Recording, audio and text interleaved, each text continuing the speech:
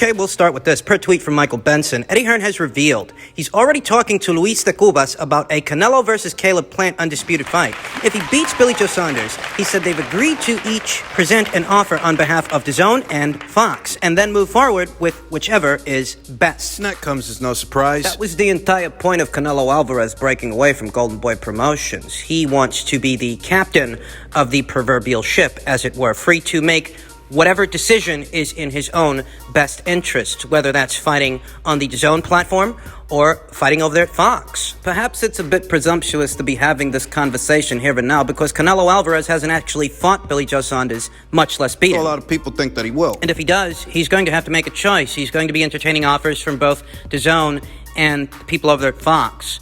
I guess the question is, where is Canelo Alvarez more likely to end up if he beats Billy Joe Saunders? And I don't think that's Fox. I don't. I think that the people over there at Fox, as of late, have been exhibiting a wavering commitment to their PBC broadcasts, their boxing programming. They haven't offered anything up 3 months into the year of 2021 that resembles an actual schedule for any of their big-name fighters. Here today, we don't know when Errol Spence Jr. is going to be returning to action. We don't know when Deontay Wilder is going to be returning to action. Manny Pacquiao is said to be ironing out the particulars for a potential Mikey Garcia fight, but we don't know if that's a fight that's going to happen on either Fox or DAZN. There's a lot that we don't know right now. But there is a lot that we should know if Fox is, in fact, committed to their PBC broadcasts and their PBC programming. There's a lot that we should know. But still don't. I wonder what kind of offer the people over there at Fox are willing to put forth for Canelo Alvarez. I wonder how much it really means to them to have that fighter cross over to their side of things. How much are they willing to spend? Because Canelo Alvarez is pricey. He's expensive. He's a fighter that comes with a very hefty price tag. And, whatever DAZN offers Canelo Alvarez is guaranteed cash.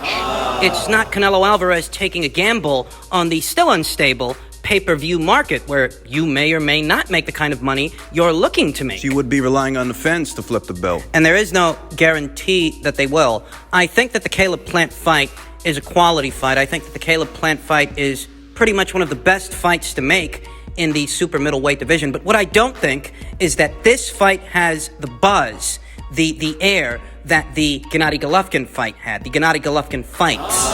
The Caleb Plant fight here today is not what the Gennady Golovkin fight was several years ago. It's just not the same thing. And because it's not the same thing, there's no guarantees that fighting Caleb Plant on Fox, on a Fox pay-per-view, will bring you 1 million pay-per-view buys the way that the Gennady Golovkin fights did. Essentially, he'd be taking a gamble if he decided to have the fight on Fox as opposed to DAZN. He would. He'd be taking a gamble where he really doesn't have to, where he really doesn't need to. I think there's a lot of potential for things to go wrong here. I told you guys before, I'm not actually convinced that the Caleb Plant fight happens, that if Canelo Alvarez beats Billy Joe Saunders and tries to move on to a Caleb Plant undisputed super middleweight title fight, I'm not completely convinced that fight happens because I'm of the opinion that what the people over there at the PBC and Fox want is for Canelo Alvarez to enter into a multi-fight agreement. And unless he's willing to do that, enter into a multi-fight agreement, I'm not convinced they're going to let him fight Caleb Plant. I'm not convinced that they would give him access to that fighter for a one-off situation. I'm convinced that the only way Canelo Alvarez gets access to that fighter is if he locks himself down to a 2 to 3 fight deal with the PBC. I won't lie to you.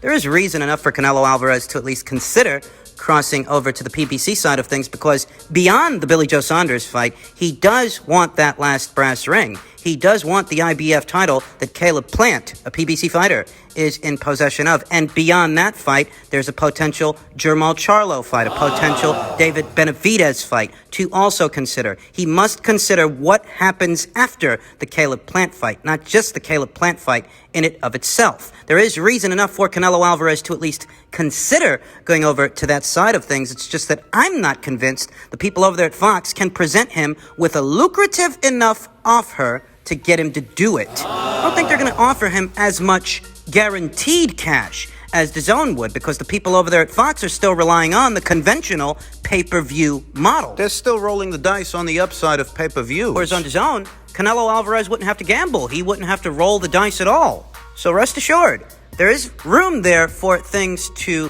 go wrong. Because if Canelo Alvarez decides not to enter into a multi-fight deal with the PBC, who says they even give him access to Caleb Plant? Maybe they don't. Maybe they decide to give Caleb Plant to David Benavidez instead and bill that as a pay-per-view. They don't offer Canelo Alvarez the kind of money he's looking for. If for any reason at all, Canelo Alvarez doesn't like what Fox has to offer and he decides to stay in bed with Matchroom and DAZN a while longer, the people over there at Fox and the PBC could respond to that by freezing Canelo out, by not giving him access to the one fighter that he might want, and that's whoever's in possession of the IBF title. They might respond by making an in-house pay-per-view between Caleb Plant and David Benavidez, or David Benavidez and Jermall Charlo. You guys think they're just going to let Canelo beat one of their boys and leave? No, I don't. Unless they can pin him down to some kind of multi-fight engagement, I'm not convinced that they give him access to any of their fighters. I'm not convinced that they'd send any of their fighters over to Matchroom to fight him. Before that, they'd stage a round robin between them. They'd have those guys fight each other, have David Benavidez fight Caleb Plant, and then have the winner of that fight Jermall Charlo.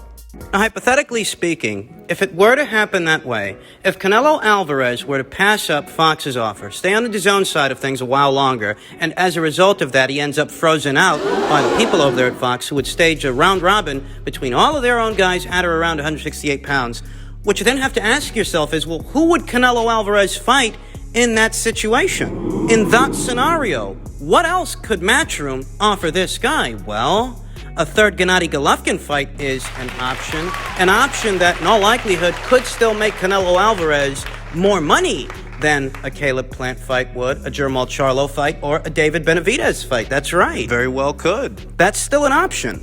Yet another potential option That scenario. for Canelo in that scenario is a potential Chris Eubank Jr. fight. And I understand that Chris Eubank Jr. isn't a Matchroom fighter. He's a Sarlin Promotions fighter. But the people over there at Sarlin Promotions have a very good working relationship with the people over there at Matchroom. Thus, a fight between a Matchroom fighter and a Sarlin Promotions fighter, say Canelo and Chris Eubank Jr., well, that's doable. So it's Canelo Alvarez versus Zurdo Ramirez. Zurdo Ramirez, who has just inked a promotional pact with the people over there at Golden Boy Promotions, Canelo's old outfit. In a situation like this where Canelo is staying on the Matchroom side of things and Zurdo just climbed into bed with the people over there at Golden Boy, these two promotional outfits have fighters fighting on the same platform. Thus, fights between their fighters are entirely doable. It could happen. Now, bear in mind, we are thinking very far ahead. We are thinking several months from now in a scenario where Canelo Alvarez will have already beaten Billy Joe Saunders, taken his WBO title, and he will only need that one last brass ring, that IBF title, that red belt, to complete the collection.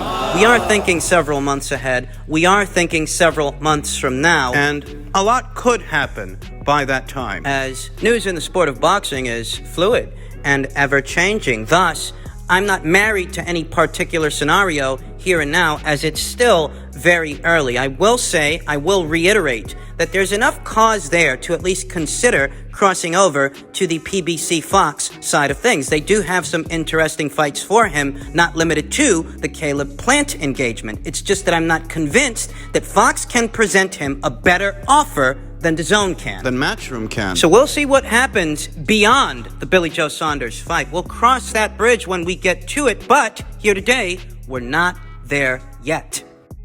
In heavyweight news, former WBO champion Joseph Parker appears to be entering into a partnership with former WBO middleweight champion Andy Lee. Andy Lee is set to be training Joseph Parker from here on out. Andy Lee is going to be filling the role that Kevin Berry, Joseph's longtime trainer, ex-trainer now, was filling. He's going to prepare him for that upcoming Derek Chisora fight. And I've mixed feelings in reference to this news, I do, because, there's a report circulating here now that states that Joseph is set to board a plane to link up with Andy Lee over there in the UK.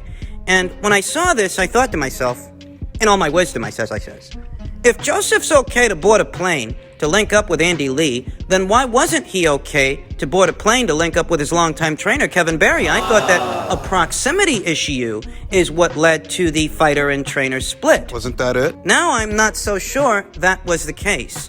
Perhaps underneath it all, it wasn't really a proximity issue, and it was just that Joseph knew he's gone about as far as he can go with Kevin Barry, and he needs a change of ambiance. He needs someone to bring something new to the table for him. If he is to grow as a fighter, he's done all the growing he's going to do with Kevin Barry. A part of me feels that that's the real nature of the split. Though that is just hearsay, that is just conjecture. That's just one man's opinion. You can feel free to disagree. Regardless of opinions, it does appear that Andy Lee is going to be filling the role of Kevin Barry. And I'm not sure that Andy is the right man for the job. Andy's not a veteran trainer, you understand. He is training fighters these days, he is, but he's not a veteran trainer. He worked his second cousin, Tyson Fury's corner. He is currently training Patty Donovan and Jason Quigley. That being said, I don't want to slight the 36-year-old former WBO middleweight champion Andy Lee. I don't want to doubt his abilities. I'm just looking at this situation, processing the information, and asking myself, what can Andy Lee do for Joseph Parker that Kevin Barry wasn't doing? We've already discussed the proximity issue. The story was that Joseph Parker wanted to spend more time in New Zealand, close to his family, whereas Kevin Barry, his former trainer, was based out of Las Vegas, and that's what led to the two parting ways. Yet here we see Joseph flying over to the UK to link up with Andy Lee. Well, what's Andy give Joseph that Kevin wasn't giving him? Like I said, maybe that wasn't the real reason. Maybe the real reason they parted ways is because Joseph has gone about as far as he's going to go under the tutelage of Kevin Barry, though I don't know that Andy Lee is an adequate substitute. If you would have told me that he's enlisted the aid of either Jonathan Banks or Joel Diaz, maybe Buddy McGirt, Freddie Roach, a veteran trainer that's accustomed to training world championship level fighters. If it would have been someone like that, I'd have looked at the pairing with a little bit more confidence. But I don't know that Andy Lee can give Joseph Parker something that he wasn't getting from Kevin Barry. I don't know that. This ain't Eddie Reynoso we're talking about. Or Shane McGuigan, or even Ben Davison. This is Andy Lee we're talking about. I don't really know what he can do for Joseph. I'm a little bit surprised. I'd have sooner expected an Ismail Salas or even a Virgil Hunter before Andy Lee. So this did catch me by surprise, but this is the story, folks, moving forward. Andy Lee is going to be in Joseph Parker's corner for better or worse, and all we can really do is wait and see if this turns out to be a fruitful relationship. And finally, per tweet from Michael Benson, Gary Russell Jr. versus Ray Vargas has been agreed. The WBC have stated they previously ordered this fight as a mandatory defense of Russell's WBC featherweight title, as Vargas is their former super bantamweight champion.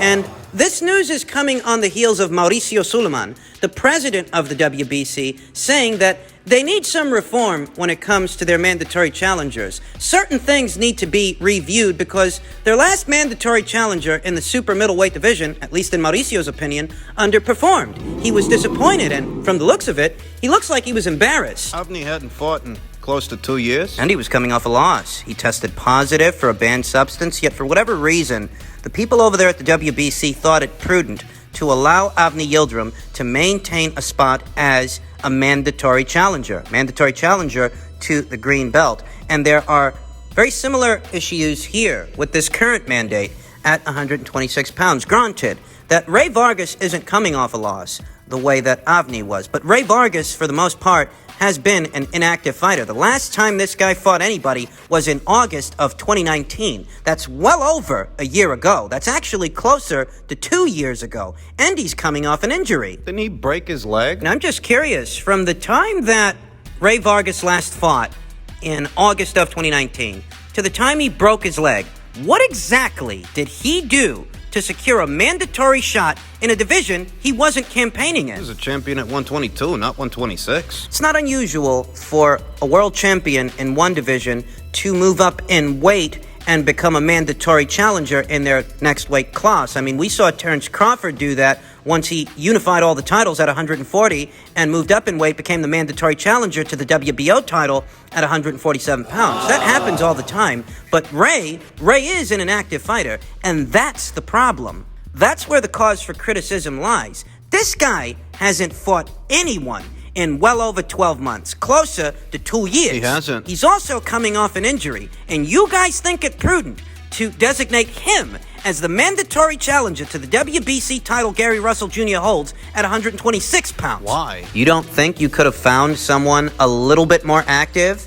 in your featherweight rank standings for Gary to fight? Look, Ray Vargas has a very respectable record.